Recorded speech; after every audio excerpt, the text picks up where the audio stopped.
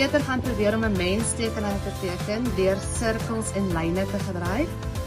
Tekenvaardighede ontwikkel die kleuter se kreatiwiteit en bevorder ook hulle